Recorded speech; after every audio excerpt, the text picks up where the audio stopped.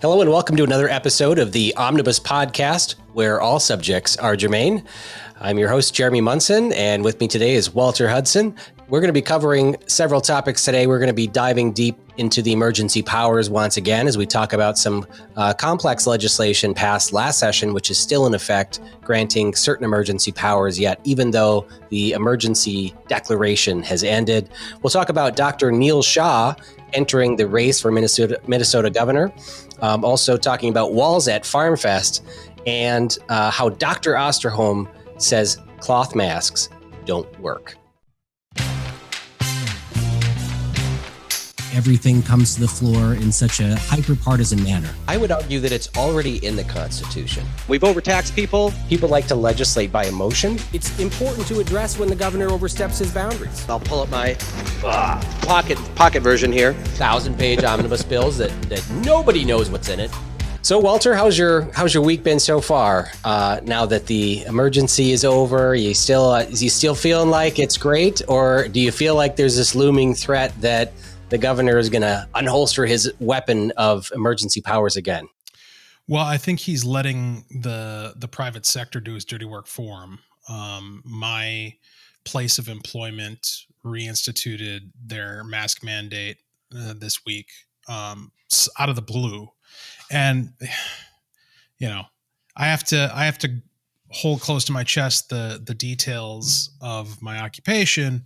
But suffice it to say, this shift in policy is wholly inconsistent with other recent shifts in policy that were intended to go in the other direction. So they've been doing all these things to try to get us back to normal. They've been canceling what had been mitigations coming out of the pandemic and saying it's time to go back to normal, guys. I mean, as little as like a week ago, they were reiterating how important it is to, get back to doing things the way we were doing them before. And then here they are this week, simply because the CDC offers a recommendation implementing a mask mandate once again. The good news, I suppose, if you want to look for good news, is that culturally, it's very clear that people are over it. People have no interest in doing this. People are going through the motions to some extent, but it's very half-hearted. Clearly, nobody believes that their life is at stake. They have no reason to, right? Like, nothing has changed. Like, it's not like it's suddenly rationally more dangerous today than it was the day before, this week versus last week, and everybody knows that. And so the sense of absurdity, of institutional beclownishness, is pretty palpable. You're certainly right that the businesses have been doing the dirty work. I watch the news, the feed come through the news, and it's just like one after another. Major corporations are announcing mask mandates and vaccine mandates for their employees. They are doing the dirty work. And what we've seen when businesses start requesting masks and vaccines privately, which is their right to do, then they start putting pressure on the government. We saw this when Rochester put a citywide mask mandate in effect last year before the governor implemented a statewide mask mandate. And, the Rochester mayor was on her high horse. And then all of a sudden there was a backlash for people saying, well, I'm not going to go shopping in Rochester anymore. I'm not going to go to these stores. And then she was begging the governor to implement a statewide mask mandate so that it would catch everybody going elsewhere. And as these businesses implement mandates, they're going to see a backlash too. And then they're going to push for statewide mandates for masks, for vaccines. And there's a big pushback right now from the medical community, from all the frontline workers, from the heroes who are working in hospitals and medical clinics. And as their employers, Allina, Mayo, and others mandate that all of the employees be vaccinated, even those who had the disease and built natural immunity, which the science shows is actually more effective than the vaccine, they're requiring that they give these employees vaccines too. Even the employees who are like, they sit at home 100% that they work remotely and just enter coding, in software, they are too being required to be vaccinated. And yes. in my day job too, my employer or I guess I'm a contract employee. So my client, technically, they were talking about bringing us back in the office, and 4 days a week or 3 days a week, and you're right. Then they're just doing a 180 now due to this change in attitude. Thing with my wife's employment, where and it's just like I described with mine, where the trajectory was heading in one direction, and then all of a sudden it did like a 180-degree turn, where they were telling her, because she's been working at home for months, all through most of the school year, if not the entire school year last year. And they were telling her that she's going to have to come back to work in the office at the end of September, or right about the time that the kids go back to school. Which, again, the trajectory of that is we're going back to normal. The worst of it is over. We're getting back to the way we used to do things in person. And then all of a sudden this week, right about the time that I learned that I was going to have to wear a mask in order to go to work, she was told that she's going to have to get the vaccine as a condition of employment. And just before that, they told her, oh, never mind, we're not going to bring you back. So she's been working at home for a year. They're not going to bring her back. So she's not going to be in physical contact with anyone, but they're going to make her get the vaccine. Otherwise she loses her job. There's nothing rational or scientific about any of this. This is entirely them poking you in the eye and, telling you to jump and seeing if you'll say how high. So I put out on Facebook that it's currently illegal for a private employer to require a vaccine that has not received full FDA approval, if it's just in this emergency use status. The Commissioner of Health, Jan Malcolm, testified to that in committee just this last year, and said, well, but it will be soon when it's fully approved. So the anticipation of it being fully approved, which Joe Biden will likely push through in the next few months, will of course still be fast tracked. Normally it takes years for a vaccine to receive full approval, but that will likely be approved before the court cases would get to the Supreme Court to compensate people who were fired or whatever for not taking it. One of the things that I brought up online was that the vaccine manufacturers received full civil and criminal liability protection, so immunity from Congress back in the 80s. And basically, the manufacturer of the vaccines is not held liable. But can an employer be held civilly liable for requiring an employee get a vaccine, and if that employee is then damaged from the vaccine? That's still to be seen. OSHA stepped forward and said, at first, OSHA said, if you're injured from a vaccine, that counts as workman's comp. But then they just backpedaled and said, well, actually, no, we're gonna delay that for a year. We don't want to interfere with vaccine mandates. So I found that to be interesting, telling, and concerning as more and more employees or employers require vaccines of their employees. The takeaway from all of this is that your government is not governed by objectivity. It's not governed by science. It's not governed by fact. It's not governed by, you're not going to win arguments and therefore get your way on policy. This is 100% about political will and ideological worldview. I had a conversation with a friend this week who was talking about all of this, who was quite flustered because she has friends who work in the medical community who are up in arms. They don't want to get the vaccine. They're being told they have to in order to maintain their jobs. They've invested their entire lives in getting to the point where they're at in their careers, and now they're faced with either violating their own medical judgment regarding what goes into their body, or sacrificing their careers to do who knows what. Like, who knows where you can go or what you can do. I mean, it'd be one thing if you don't even know what you're sacrificing, right? Because it's not like there's some other vine to grab. You go somewhere else and they could do the exact same thing. What people need is they need protection from this. And they're not likely to get it from the courts because the courts are operating under critical theory. Critical legal theory predates critical race theory. And the whole notion is that the law should not, that we should take the blindfold off of Lady Justice, and that it should no longer be based upon objectivity and findings of fact and equal weights and measures. No. We need to weigh and evaluate and critically analyze all of the social factors involved in a given issue.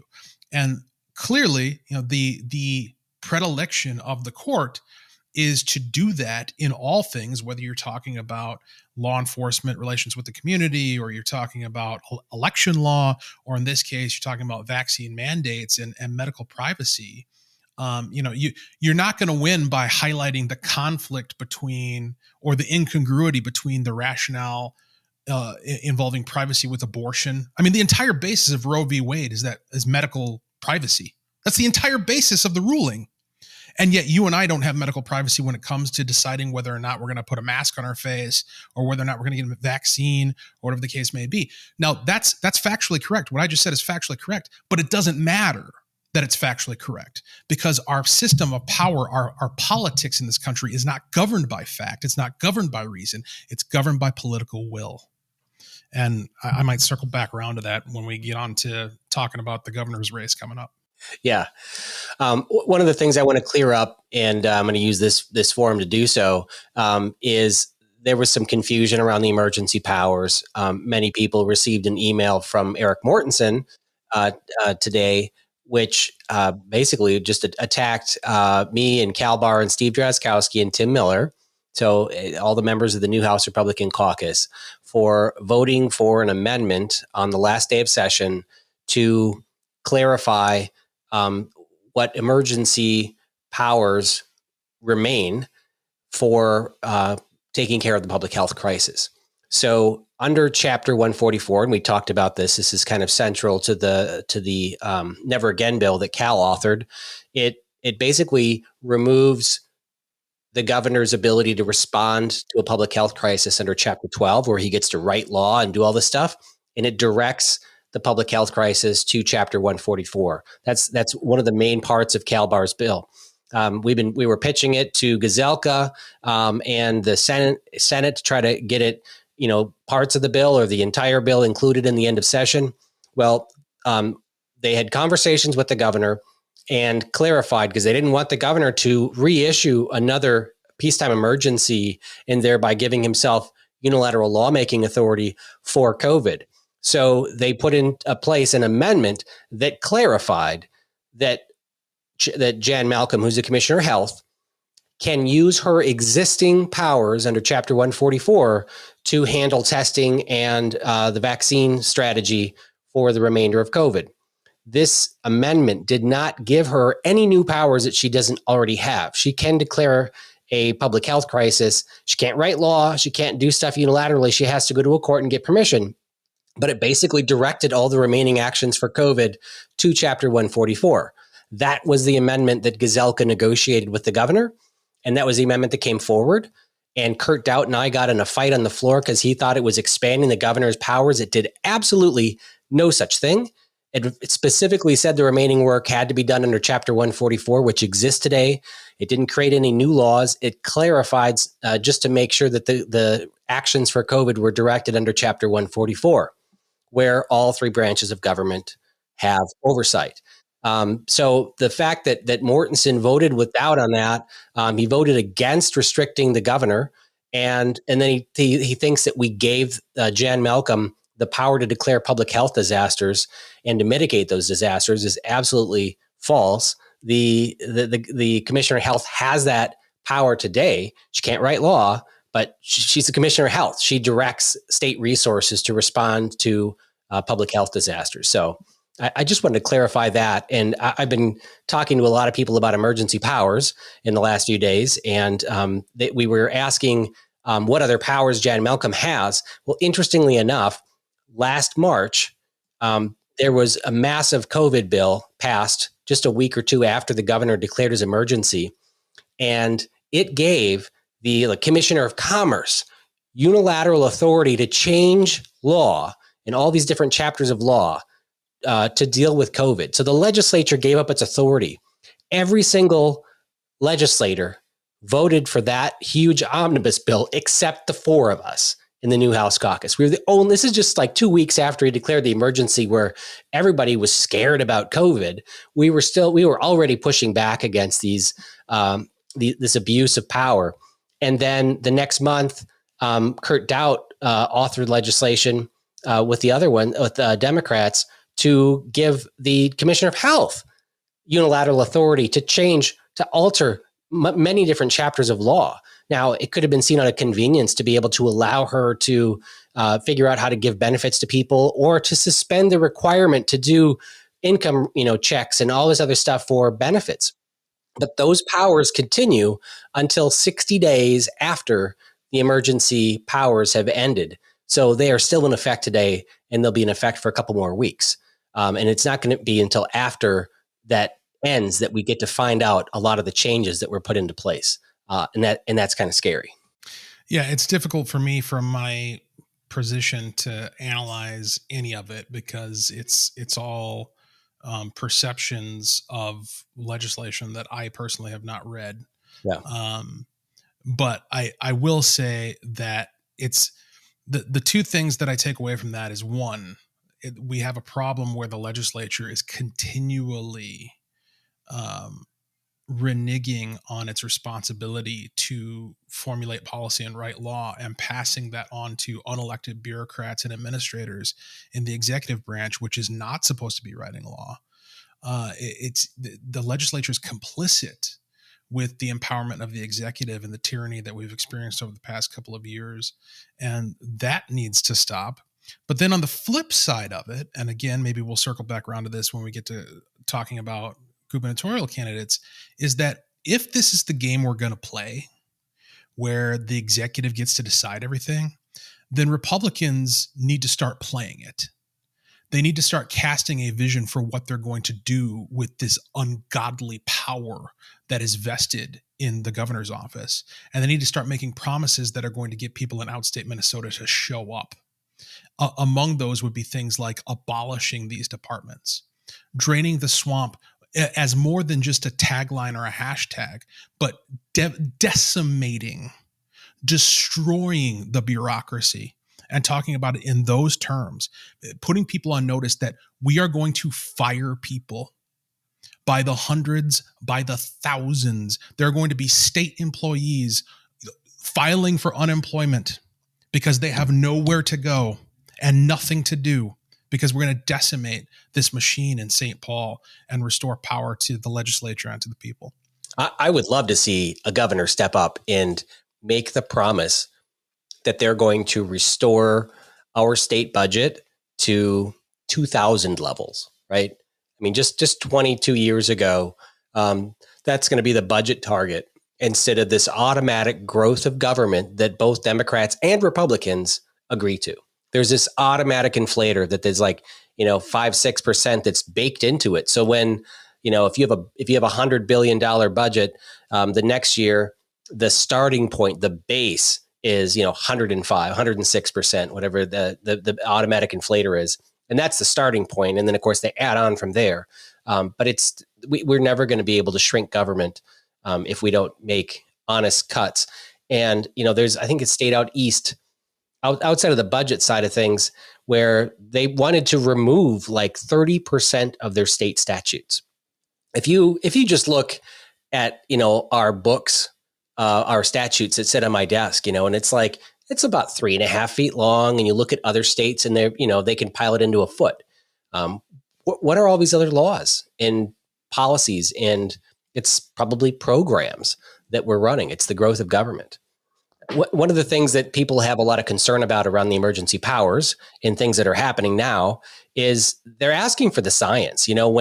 When COVID hit last year and people just didn't know about the virus, there's a lot of unknowns. We know now so much more than we know then. So we should be making data-based decisions. And we asked about the efficacy of masks. we asked about, we learned what the word efficacy means. It was like new vocabulary for a lot of people, but we learned about what the masks do. Like, let's prove they work before you mandate them. And now Dr. Osterholm did a complete 180 and in saying now that mask mandate, or the cloth and paper masks are not effective in preventing the virus from transmitting from someone and to someone. He sat in my committee last year, and the guy went into this deep, detailed, visual of how the masks and the bandanas and everything else are working to stop the spread. And it was all based on big droplets and stuff. Well, now he's saying that everyone needs to wear N95 masks, which are not about blocking droplets. They're about a tight seal and restricting your airflow and pushing it all through a membrane. You want to talk about kids wearing these things for 8 to 10 hours a day and restricting their airflow? Now we're talking serious health hazard. This is a whole different ball game here. This isn't just some loose-fitting mask or a bandana around someone's face. This is asking way too much. It should be, for people that tolerated normal masks, this should be way too much. Yeah, so there's a point here that I think those of us who oppose all of this madness need to latch on to and start making aggressively and frequently.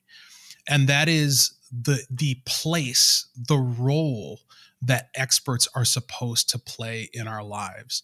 What is it that you pay your doctor to do? Do you pay your doctor to make your decisions for you? Or do you pay your doctor to advise you as you make decisions for yourself? And the same could be said of any profession, lawyer, accountant. Do we pay these people to just run the show? We don't get any say. They get to decide what we're going to do with our money, what we're going to do with our legal entities, what we're going to do with our bodies and our healthcare.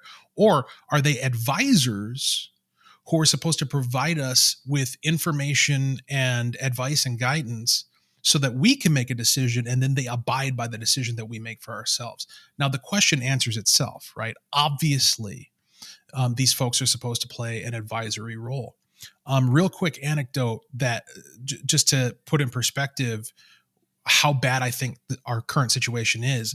A friend of mine by the name of T.C. Pearson, who works with me at the Bella D'Angelo show, he's got a podcast, and he recently had Duke Powell on, who I guess is a former House representative who had some role in authoring the legislation that provides the governor with his peacetime emergency powers that he utilized over the past 2 years.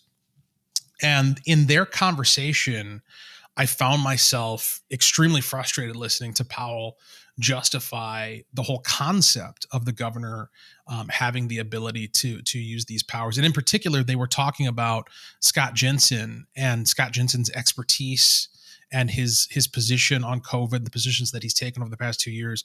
And the point that Powell made was that Scott Jensen is a physician. He's not an epidemiologist.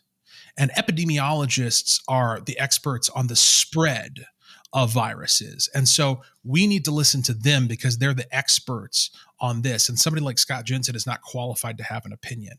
Now, if Scott Jensen, a doctor, a medical doctor, is not qualified to have an opinion on COVID, then certainly you and I aren't qualified to have one as well, right?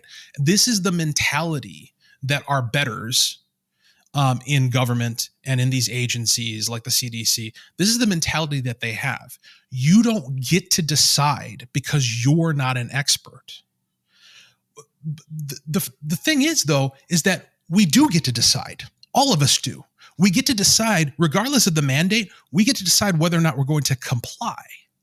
And we've reached a point where people are looking at the advice and the guidance that they've been given by these so-called experts, and they're calling it into question. The CDC has a COVID data tracker available on their website that you can go to and get all kinds of information about this pandemic since it started.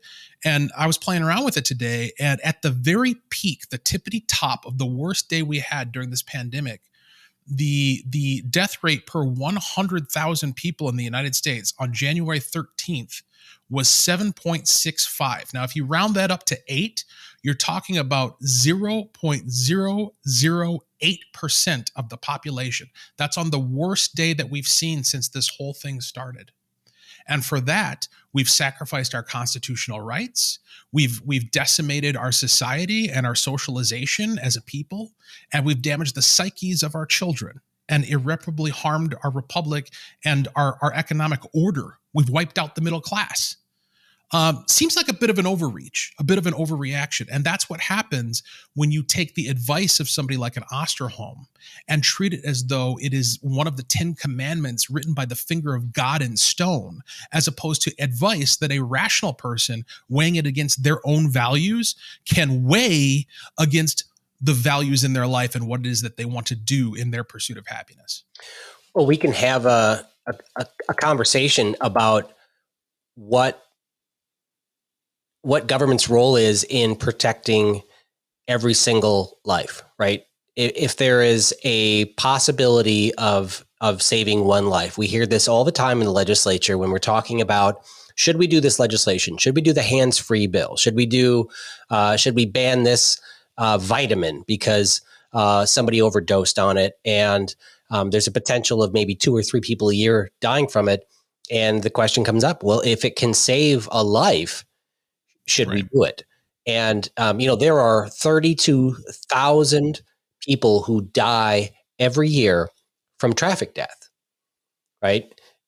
Could government change the laws to save 10% of that? Is it worth saving 3,000 people a year to say you can't drive over 80 miles an hour? You can't, or a car can't even go over 80 miles an hour, or, fill in the blank with your legislation. How many people die each year from smoking? How many people die each year from drinking? Why is that legal still?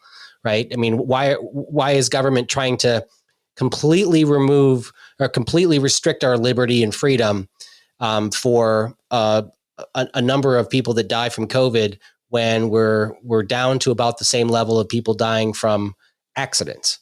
Here's a great analogy for you that's a little bit closer to home. What about people? How many people die from obesity-related complicating factors? Hey, why is that close to home? Why is that close to home here? What are you saying about me?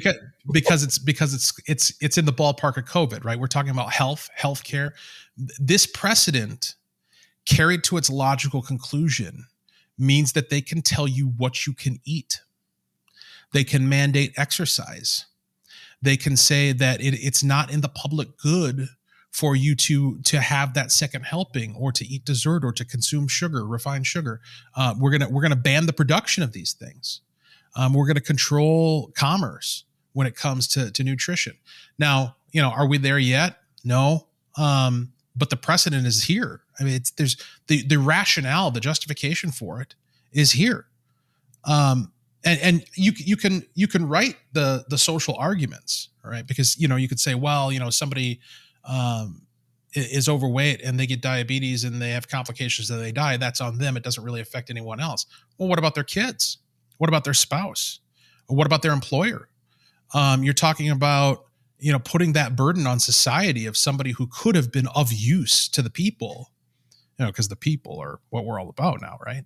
Somebody who could have been of use to society, but they selfishly decided to place their own enjoyment of the moment over their social utility. We can't have that. So all these things head in a direction, and it's away from you having any individuality, you having choice, you being able to weigh what's important to you against risks and whether or not you're willing to take them. That's the ultimate consideration in all of this. Nobody's arguing that the risk isn't what it is. That's only one part of the equation. The other part is, what is it worth to you? What would you rather have? You're an 85-year-old great-grandmother. Would you rather see your great-grandkids for the remainder of your days? Or would you rather be stuffed away in your house, muzzled, looking at them through a bubble or through a thick pane of plexiglass? I think we know what the rational answer to that question is, and yet people are not allowed to make the choice. In addition to choosing their lifestyle and taking responsibility for their lives, people that dig into the data are questioning the efficacy of vaccines. I mean, now I'm gonna give the industry a little leeway here, because as society has become more vaccinated, right? 70, I think we're up to like 60%, 70%. 70. The number of people that contract COVID that show up at the hospitals there's an increasing number of people that are vaccinated that have the disease, right? Just from the numbers alone. But for most people that look at this data, they say, well, wait a minute. If there's, in Massachusetts, the big outbreak that had like 79% of the people that had, were showed up at the hospital were vaccinated.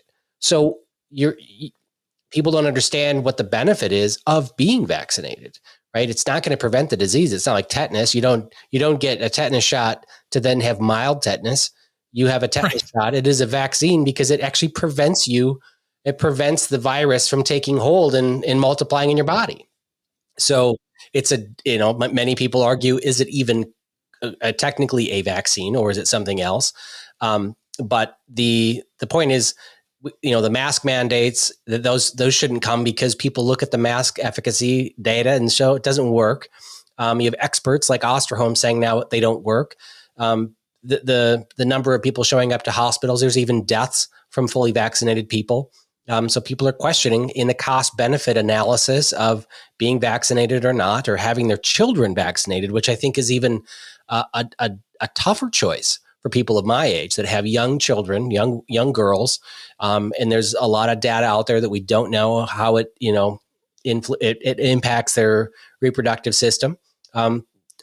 Parents like me don't want to make that choice for our children until we have long-term data to understand the side effects of this. Well, and consider, when you make the argument that, look, you don't need to lock me down, you don't need to mandate that I wear a mask, because I have the capacity to make judgments. Not only do I, but everybody else does too, right? So we go to, say, Sweden, where they've had none of this. People in Sweden are still able to make choices, right? So if you feel as though you need to be vaccinated, you could get vaccinated. If you feel as though you should wear a mask, you can wear a mask. And if you're afraid that going out into public or going to your job or your workplace is going to expose you to an unacceptable level of risk to contract COVID, and that if you contract it, you have an unacceptable risk of dying from it, if that's your belief, then you can make choices to not subject yourself to that environment. And what the premise of the big government lockdowns and mandates are is that no. We shouldn't put people in the position where they have to make that kind of a choice. And so we're going to mandate the masks. We're going to mandate the vaccines to the extent that they're doing that. We're going to lock people down in order to make it to where you don't have to choose between going to work and being safe. But the thing is that that's a hypocritical position, because here you are telling people that they must take the vaccine. You're pushing forward in public policy. They're doing everything but mandating it at the government level. And so you're telling people in that case, you will take this risk. And if you don't, you're going to lose your job. You're going to lose access to benefits. You're going to lose access to the public square. And so it's the exact same thing it's the exact same type of calculation that would naturally occur under freedom on a case-by-case basis of you having to decide what kind of risk you're going to expose yourself to. Only they forced it into a bottleneck that makes it worse, because now the decision you're having to make is whether or not you're going to take an experimental vaccine in order to keep your job, as opposed to whether or not you're going to potentially expose yourself to something that you have a low chance of getting in the first place. And if you do get it, you have a low chance of dying from and going to work. Like, the point is that there's no escaping the risk calculation. The only question is, what are the factors, the variables in that calculation? And government doesn't make that go away. They just exacerbate the intensity of the choice. And it's amazing how much peer pressure comes into play here. Government comes out. The government has an important role to research and inform the public. here we've created a vaccine. This will help you. Here are the benefits. Here are the risks. Make the decision for you and your family. You know best. And then they start marketing it, and we got Governor Walz giving $100 to people that will go get the shot. He's offering them to children now as young as 12. And Jan Malcolm at a press conference, she's starting to do those COVID daily press conferences, talked about if you have a family of 5, that's $500 that you can get by going to get a shot. Like they're enticing people. And of course, they're going after families where $500 makes a huge difference. Right. And it's kind of sketchy and kind of slimy. And then, I brought up on social media, well, what's going to prevent a family from going and getting, bringing that family of 5, going to CVS today. We're going to go over to Walmart tomorrow and get the shots for all of us. And we're just going to give them names because, they can't use ID at these things. That would be racist. So you must just have to give them your name and make up a name, make up an address, and let's go get the shot 4 or 5 times a week. That's, $2,000. That's some serious money now. Right. Let's keep doing that. So we'll see if people end up doing that, or, if people get too much vaccine, get vaccine overdose. But that could be a concern too, when you start paying people. Well, yeah, it's so many things. It's condescending. It's infantilizing. It's theft. This is a clear case of taxation being theft. You're taking my money to give to somebody else to incentivize them to take a shot. You don't have any right to do that. You don't have any right to take my money to pay it to somebody else so that they'll take a shot. Under what moral basis do you have that authority? Yeah. There's so many things wrong with it, but I think the thing that stands out to me the most is the idea that you can't present a value proposition in the product itself, in the vaccine. You explain to people, this is what it is, this is what it does, this is how it will benefit you. And their answer is no. And so you turn to trying to bribe them with money. Yeah. What you're admitting by offering the bribe is that there is no value in the shot. Because if there was value in the shot, they'd take it. Yeah, it's the same thing. I got in a floor battle in the legislature about the Democrats wanted to increase the amount of money that people can pay you to sign up for free insurance. When they do the Medicaid, Minnesota Care, they have a booth set up at Walmart, like they're selling Girl Scout cookies, but they're actually selling giving away taxpayer-funded healthcare. And they're like, hey, do you speak English? Come over here. If you sign up today for Medicaid, we'll give each of you, I think it's $25 a piece.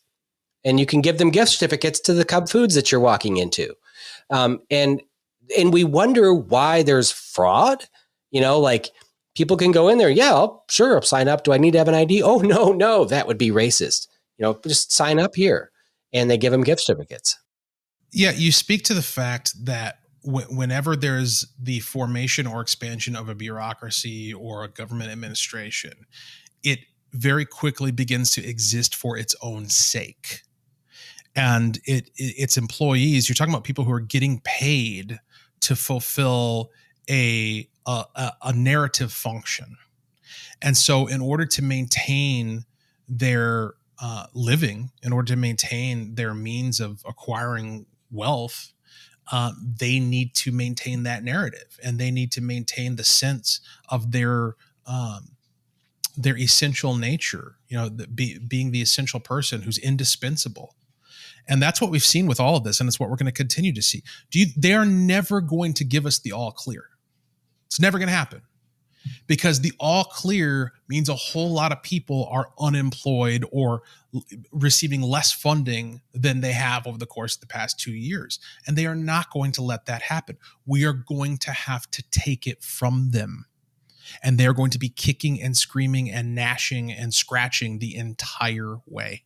I hope we do. I hope we do. I hope we do take back our country. If you look at a lot of the businesses, the big, massive corporations that have enriched themselves during this pandemic, we can't gloss over the fact that a couple of them are right in front of us. We've been talking about them tonight. It's Pfizer, Johnson and Johnson, right? Both of these companies were central to the opioid epidemic and just settled many, many billions of dollars in lawsuits while they're raking in billions of dollars from taxpayers on these vaccines.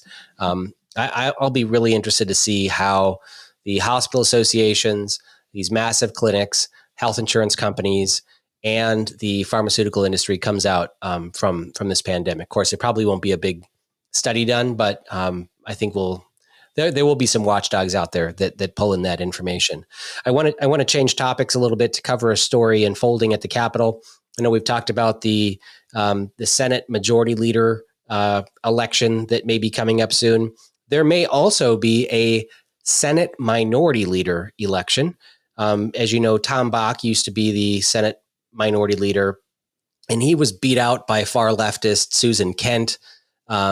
And she's under fire now because someone that worked on her campaign, a staffer, was sexually harassed by a brother of Senator Erickson. I'm going to get the names right here. It's a convoluted situation. You can be forgiven. Senator Jason Isaacson's brother, who doesn't have the same last name, supposed to be a half brother, who was Senator Isaacson's legislative assistant, but then worked on Susan Kent's campaign side. And this gal was sexually harassed by him, and she went to leadership, and they didn't really do an investigation. And now everything is exploding. And Senator Franzen resigned as a assistant minority leader because of Kent's actions, and so everything's kind of under fire. And so, it's news. We'll see what happens, but it sounds like this is the Democrats doing this to themselves, but they are using this poor gal who suffered in being sexually harassed. They're using this story to stab the dagger at Susan Kent to just get her out of there so they can have another election and elect a new minority leader. They're taking her down because of her inaction to resolve this complaint. Yeah, I have to say, just before we came on tonight, I listened to the NPR report on this between the reporter who initially broke the story and the NPR commentator. And I walked away from that bored out of my mind. This seems like the biggest non sequitur, red herring. Who cares? Why are we talking about it? And the reason I say that is because let's be clear about what this guy did. People use this term sexual harassment. Oh, she's the victim of sexual harassment. The guy kept asking her out. According to the reports that I've seen, maybe there's more to it. And if there is, okay, I'll take that into consideration. But the reports that I'm seeing indicate that he asked her out, she said no, and then he kept asking her out. And that's the extent of the sexual harassment. Now, is that harassment according to the letter of policy? Sure, absolutely. You do that in a workplace, you're going to get fired. You're going to get disciplined. And should he get disciplined? Should there be some sort of investigation and process? Of course there should be. Absolutely. I have nothing against any of that. What I don't understand is how this is a huge controversy. This is the brother of a senator who has a campaign relationship with the minority leader, and so we got to get rid of the minority leader. It just seems like a really big stretch. And to your point, there seems to be a larger agenda fueling this than actually caring about the poor gal who has to keep rebuffing the advances of a creepy brother. Well, I would just like to make the formal motion that we elect all new leadership in St. Paul, majority leaders, minority leaders. Hell, the Speaker of the House didn't take care of Thompson appropriately. let's get rid of her too. Let's just elect all new leadership, and maybe we can have better conversations next session come January. I can get down with that. Yeah. The other topic I wanted to talk about, some exciting news for those following the Minnesota gubernatorial race to dispose of Governor Walz. We have a new entrant, and probably a surprise to Dr. Jensen. It was a surprise to a lot of us to see this person jump in. It's Dr. Neil Shah. He owns a dermatology clinic in the Twin Cities, and it's about the extent that I know of him. But amazingly, I did recognize him when I saw his picture, because he came to testify on behalf of a bill that I carried in the legislature 3 years ago. It was a bill requiring price transparency in hospitals, where they have to actually display their prices on the walls, and at least the top 25 most frequently billed services. I know it's a mandate, but it was you guys need to show what you're charging, because people have a right to know the most common stuff: cash price, private insurance, Medicare, Medicaid pricing. And he came out in favor of this and came down in his smocks to testify in committee. So I met him briefly. And so I believe that he's a conservative, at least supports free markets and healthcare. I look forward to talking with him. I've reached out with him, and he was gonna call me tonight. And we've been, I haven't heard from him yet, but I look forward to talking with him about his campaign, and hopefully we can have him on the show and kind of run down his platform. Yeah, I have. I've never met this guy, never heard of him. From my perspective, he's come completely out of left field. That's not necessarily a bad thing. I feel as though this is a really bad week for Scott Jensen on a couple of fronts, because, on top of this, you have the candidacy of Mike Murphy that's picking up a little bit of steam, at least down in the grassroots. And in both the case of Mike Murphy and Neil Shah, you have encroachment upon the niche that Scott Jensen is trying to fill, which is, in Shah's case, being a doctor who has something to say about public policy and health policy and COVID and the like. And in the case of Mike Murphy, being the conservative who is willing to break with the establishment and counter the mainstream narratives.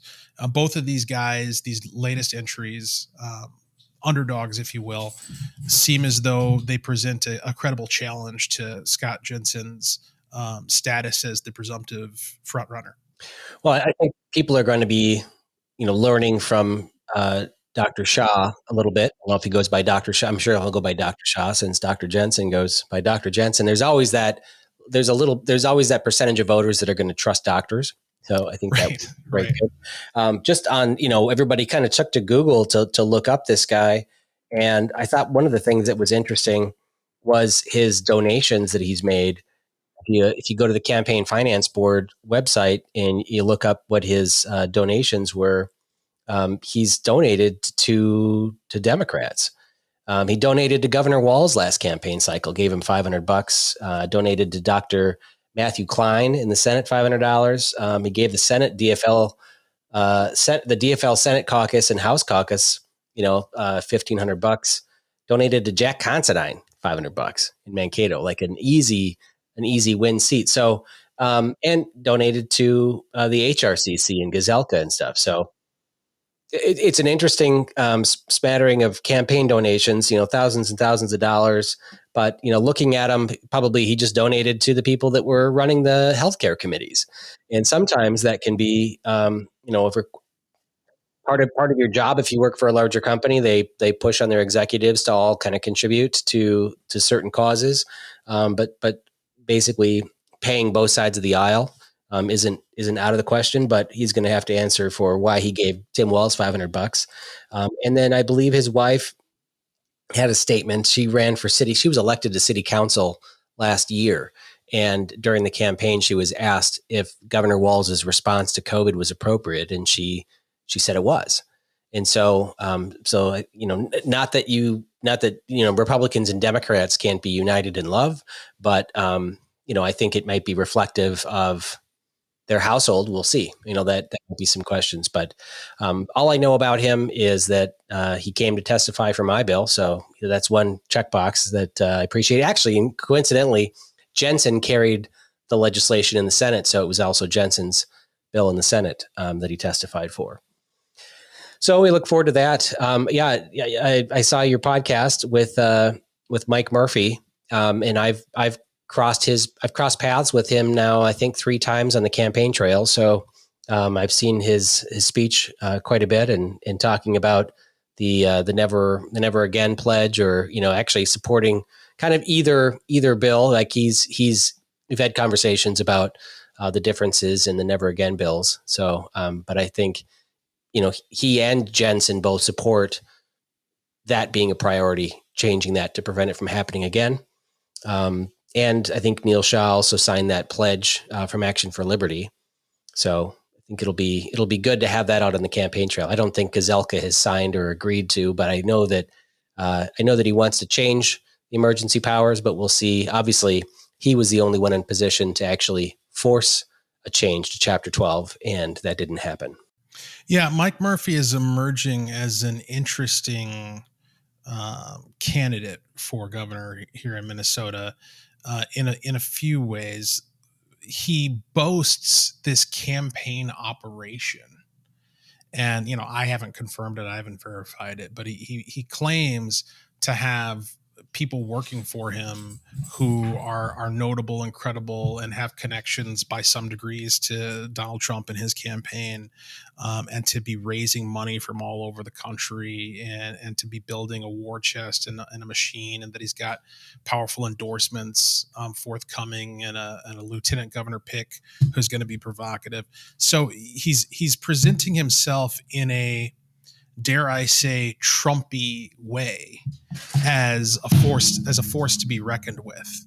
And so it'll be interesting to see whether or not all that pans out, or whether or not it's just bluster. And then secondarily, in terms of his presentation on the Belladangelo show, when we interviewed him this week, what struck me is that this is a guy who doesn't have to pause and think about what he's going to say. I mean, he's not operating off talking points. He's not looking at notes to try to figure out, what's the most politically viable answer to the question I'm being asked. He's going to tell you what he thinks. And that is something that in this day and age amongst conservatives is an extremely powerful, and I would argue necessary, characteristic for a candidate. Somebody who knows what they believe and why they believe it, and who has instincts towards giving the right answers. So it's not feeling around looking for what the right answer is politically. It's, this is where I want, this is where my instinct pushes me, and that just so happens to be exactly what activists and constituents and would-be voters are looking for. So it'll be interesting to see how that all comes together and how it's going to interact with the other campaigns in the race. Yeah, I've been impressed with how Mike handles himself on the campaign trail. He had a fairly, probably 10-minute speech here in my district, and then just south of my district, I crossed paths with him again, and I think he had the floor for 45 minutes. It was a long, it was a 20-minute speech, and then he took Q&A, which kind of he was the first speaker up, and when you open the floor for Q&A with 30, 40 people in the room, they throw at you, like, I don't want to go to war in Syria. It's like you get stuff from everywhere. But he was taking questions on everything, and very rarely did he say, I don't know. And for a guy who's not coming from the legislature, he was able to answer a lot of the questions pretty well. I guess I was impressed. I mean, Scott Jensen, obviously being in the legislature, I was with him in LeSueur County, and I think he talked for an hour and a half about answering questions, and he's really good. But I was impressed by Mike Murphy's how he handled everybody. So yeah, look forward to watching his campaign, and I hear the same thing about how much money he's claimed he's raised, and the endorsements from, Trump coming and stuff like that. And it's kind of, we'll see. But if you're going to do this race, you got to do it big. And all it takes is money to run a big campaign. And if you can raise $20,000, you can rent a list. You could rent, Michelle Bachmann still has a huge email list. You could rent, part of Trump's list and blast out an email to that list. And, you get them too, I'm sure, asking for donations. And yes, you can get donations from all over the country and then use that money to go out and fundraise. But you're going to be spending, 60, 70, 80% of your money that you bring in, spending that on fundraising. But over time, you can slowly build it. And with it, you build your name recognition. But he needs to build name recognition here in the state, not just across the country. Yeah, well, and that's, I think, on the kind of technical, political, geeky side, the thing I'm most curious about is what is the nature of this campaign machine that he keeps boasting about. To what degree is it just spending money to raise money, and people who are in the business of doing that, convincing him that by engaging in this, it's an actual sign of your grassroots enthusiasm. But the thing is, even if that's the case, right? Like, even if that's what he's doing and it's just all on paper, how much money he's raising, you couple that strategy with his ability to actually connect with the grassroots once he gets in front of them, and it may become a self-fulfilling prophecy, right? Like he may in fact end up creating the real thing in spite of what may at the start be sort of astroturfy. Who knows? Yeah, I shared his video with some friends today, and I quoted his campaign video. And if you go out to where is it? I guess Mayor Mike Murphy from Minnesota, and in his video he says, "You loot, we shoot." That was a policy as he's walking through South Minneapolis, saying, Minneapolis is a bleep hole. So it's bold. I don't know how well that video will work for him in the general election. But as I've learned in campaigning, you need to run the race you're in. You don't run for the general election. Mike Murphy is not in a general election. Scott Jensen's not in a general election. They are in a endorsement battle. Not even a primary. You got to run for the endorsement, which is you go after the base first, and then you go after your primary voters. Well, frankly, it's exactly the kind of thing. I mean, I don't know that I would advise somebody to say those things, but it's the kind of thing that I would advise people to say. Maybe not those particular words, but the spirit of it, the boldness, getting after it, defining what you're for and what you're against in bold terms. And is it going to be a problem if he ends up being the nominee or the endorsed candidate and we go to a general election? Is it going to be a problem for him in Hennepin County and Ramsey County? Sure, it will. At the same time, there are people, it's not as though every single person who lives in those two counties is a dyed-in-the-wool, card-carrying, BLM Democrat. There are a lot of political refugees in the urban core who because they live in the urban core are dispirited and feel subjugated and hopeless, like there's nobody who's representing them and they don't have any good choices on the ballot because whoever wins is going to be somebody who's going to go against their values. You give them an opportunity to vote for somebody, because if he frames it in such a way as, yeah, I meant what I said, I stand by my evaluation. And you know what the sad thing is we got a lot of people who are living there who deserve better. And they haven't been given the opportunity to be represented and to have their community upheld and protected by law enforcement or however you want to craft the talking point, right? And you could turn it into something that rallies people in Hennepin and Ramsey County to where you at least, offset the anger that you're going to get from the left, and it ends up being a wash. Meanwhile, outstate, it's red meat. Like everybody just loves it. You're saying that Minneapolis is a bleep hole? Oh, take my money. Can I vote twice? Like the enthusiasm over that kind of rhetoric, because that's what people are thinking. That's what people are feeling. And that's what people want to hear. Yeah. I would agree on that. I think Mike Murphy's his lane is the law and order lane, and as being a former police officer, and just being bold and loud on that. You mentioned at the onset of this discussion that it was a bad week for Jensen. I would actually argue it's been a great week for Scott Jensen, because Scott Jensen's campaign was, his strength is against the lockdowns and against COVID. And over the past month, that's been waning. It's been going away. The emergency's ended. We're getting over it, whatever. Now, just in the last 7 days, COVID has become roaring back. Mask mandates, vaccine stuff that Jensen can talk about for hours and will.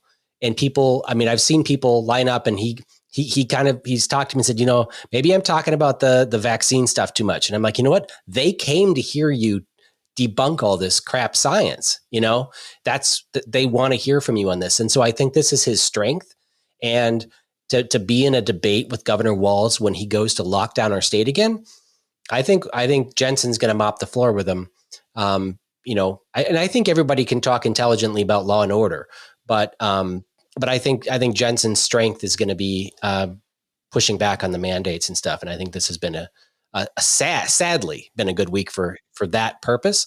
But so I'm not saying we want mandates if you support Jensen, but it's been convenient that it's come back, and he can speak to that. Yeah, I'm really looking for. I can't remember ever being this excited about a caucus season and about a gubernatorial race. It's clear that we're going to have a provocative and robust and dynamic conversation about what the future of Minnesota ought to look like. And that is a conversation that is long overdue. And I also take great heart in the amount of interest that's being shown. Didn't Gazelka announce too? Are we skipping over that? He never announced. No, he's just okay. off. But he's attending all of the events. We talked about him going to the Liberty event. He was at the CD2 Lincoln Reagan dinner last night. So, everybody, in fact, Neil Shah was there too. So, Gazelka's making the rounds, and everybody knows he's running. And I hear Benson is also going to announce too, but yeah. So all of this interest, because there's always, a handful of candidates. You kind of get your kind of perennials that pop up every time to run for governor, who aren't going to make it very far. But this feels different. This is a list of people who are outsiders, and people who, in Jensen's case, he wasn't in politics a decade ago. He was just a family doctor a decade ago, right? So across the board, you have a lot of outside interest, and there's a robust ideological conversation taking place, and bold ideas and bold rhetoric.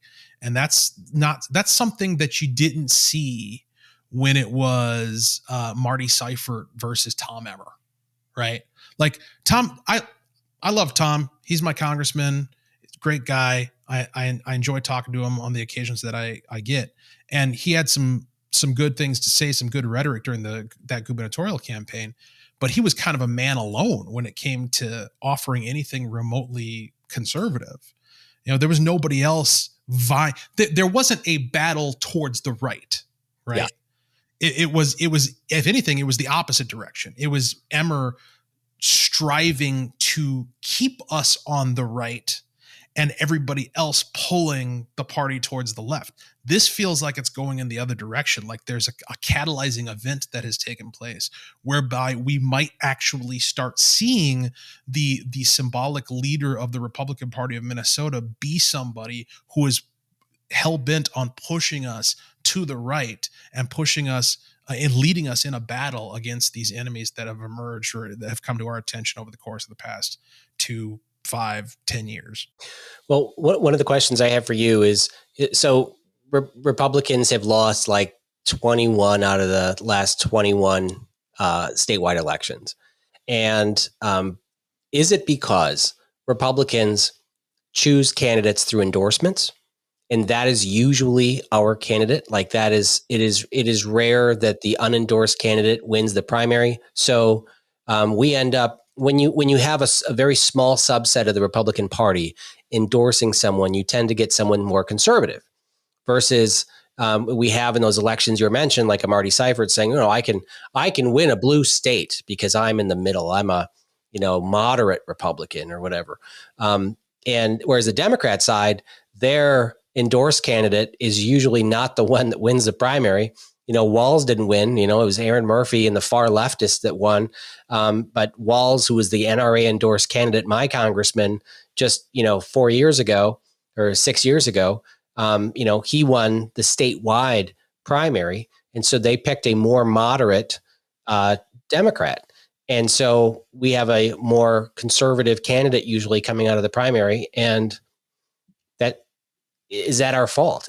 Should we be, I'm not offering this up saying, hey, we should get rid of the endorsing process, but is it possible that that's one of the reasons why we're not winning?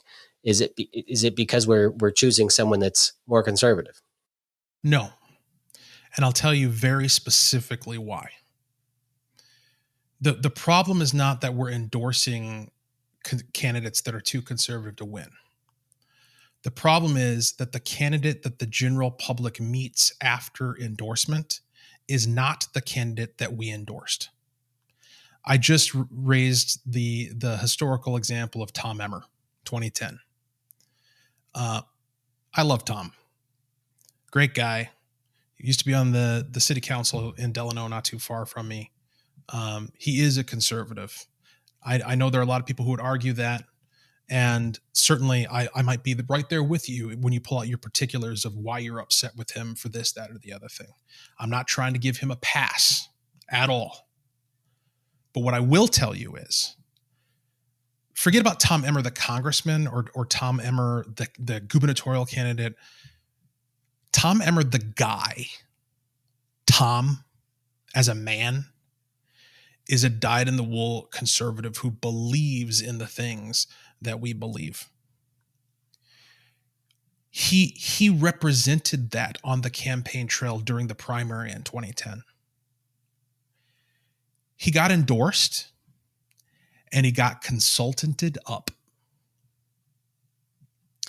He hired consultants. He hired campaign workers whose job is to present an image of a Republican candidate that is electable. And that image was a funhouse mirror version of the real Tom. Nobody actually got to know who Tom is. Tom didn't get to be Tom. He still doesn't get to be Tom. He's embraced it. He's embraced his curse of not being able to be himself. But that's his situation, right? And it's his fault. I'm not trying to let him off the hook, but I'm just telling you, he doesn't get to be who he is. And because he didn't get to be who he is, that's part of the reason why he didn't get elected in 2010. I could say the same thing about, you remember Mike McFadden? He was our endorsed candidate for senator. Yeah. I got to know Mike a little bit. And in fact, I remember very vividly one time going to his campaign headquarters in the South Metro and catching him, getting to see behind the curtain in an offhand, unguarded moment what Mike was really like as a guy. And the guy was a blast, a man's man, joking around, having a good time, authentic, an attractive candidate for Senate. But the public never knew that. The public never got to meet Mike McFadden, right? Because he was packaged and he was produced and he had talking points. It's the opposite of what I was just talking about with Mike Murphy. Mike Murphy and Donald Trump is another great recent example that I keep coming back to. Nobody produced Donald Trump except Donald Trump.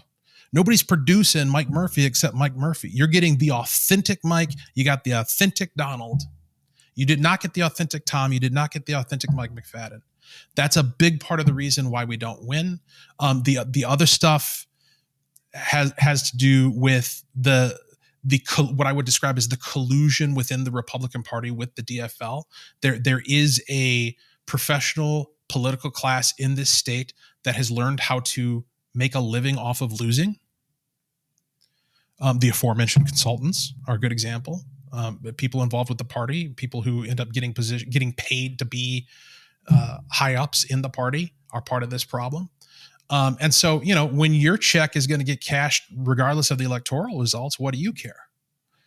And then you combine that with the ideological weakness of conservatives overall, and having just allowed the left to seize all of the moral high ground on all of these issues socially. And I was part of that with the Tea Party. The Tea Party made the conscientious decision that we were going to forego social issues and only talk about economics and the Constitution. Well, it turns out that puts people to sleep. Nobody cares. The things that people march to Washington, D.C. for are things like abortion. So that's what we should be talking about. Things like your emergency powers, your constitutional rights, your ability to carry a gun. So those are the things we should be talking about. Those should be forefront in our mind. If we ever get to see a campaign, a Republican campaign statewide in this state that is actually conservative, you're going to see a definite change in the outcome. I'm not saying they're going to win, but there's going to be a definite shift in the momentum. And we already saw it with Donald Trump. Yeah. Well, I certainly hope we can get a bold, authentic conservative through the endorsing process and through the primary. I know Mike Murphy, I think, is the only candidate so far that has said that he will not abide by the endorsement. So he's running for the endorsement, but he is committed to going to the primary, which, for better or worse, it is what it is. But unfortunately, in Minnesota, the primary isn't until the middle of August. And so that means we get, a very short period of time between the primary to heal wounds, to put away the bloody daggers and come together. And Republicans just don't fall in line like Democrats do. So,